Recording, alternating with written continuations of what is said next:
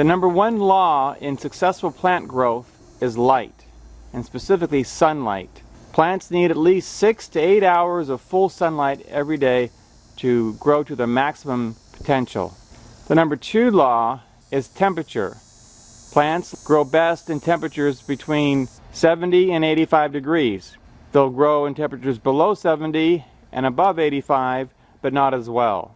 So it's a balancing act between enough light and not too much temperature in the summer. During this past summer, I have been testing different shade cloths to see which one works best for my environment here in Houston. As you can see down here, with my zucchini and pumpkin, I have a shade cloth. Over here, I have a shade cloth. And across my strawberries, I have a shade cloth. Let me share with you my experiences in using different densities of shade cloth, specifically 50, 60, and 70% shade cloth. This 50% shade cloth I have on the strawberries has not been here very long. I recently replaced the fabric that was over here because it wasn't working. However, since I've had this shade cloth up here, I've determined that this 50% shade cloth is really too thin. It lets in too much heat. I wanted to test the 50% shade cloth because light is the number one law in plant growth, and I want as much light to get through. And this cloth just did not block enough heat to make that happen. It's very well constructed. It may work perfectly well in your environment, but here in Houston it just isn't enough. So this is definitely one to consider depending on where you live. But typically, if you're not above 90, you probably don't need shade cloth.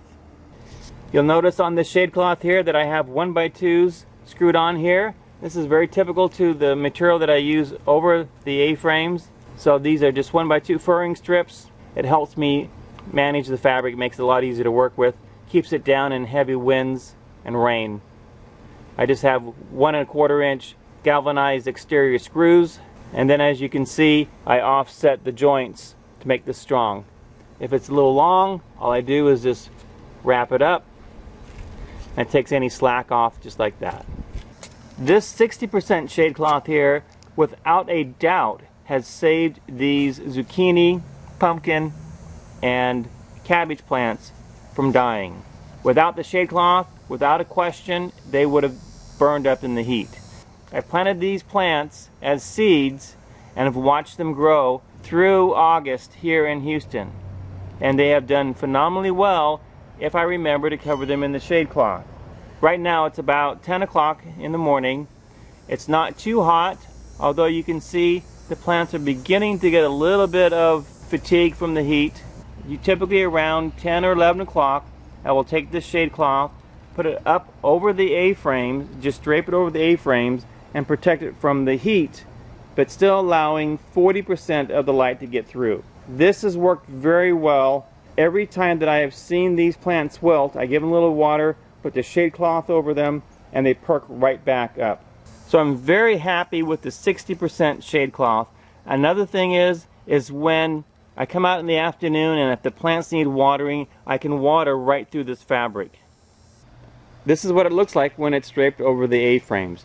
I do have a video on how to make these A-frames. They work wonderful year-round in the garden. You can drape shade cloth or plastic over it, whatever kind of material you want to help protect your plants from the elements.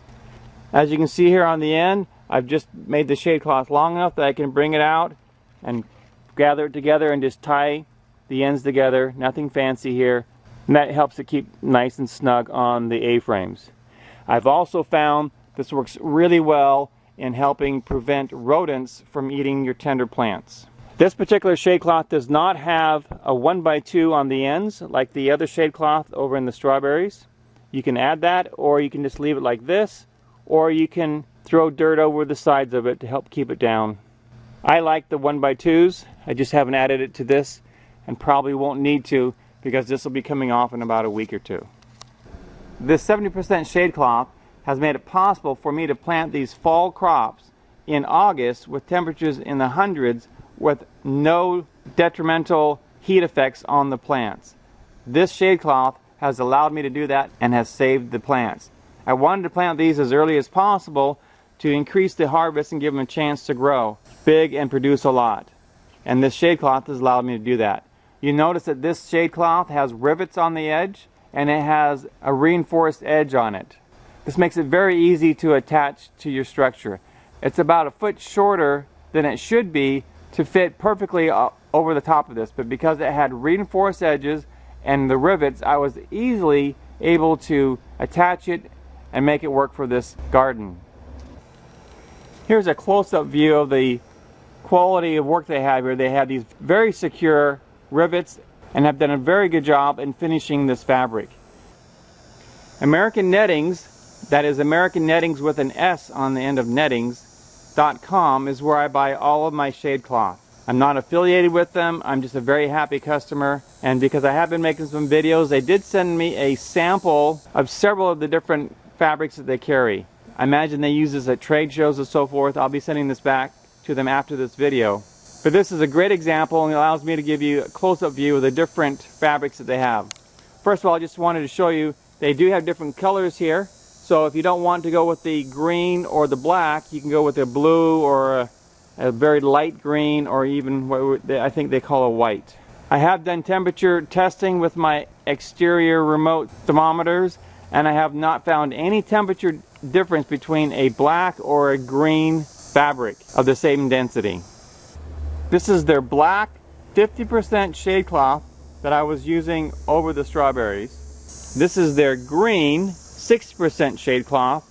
You can get it in any color, but this is what I was using over the zucchini, cabbage, and pumpkin plants.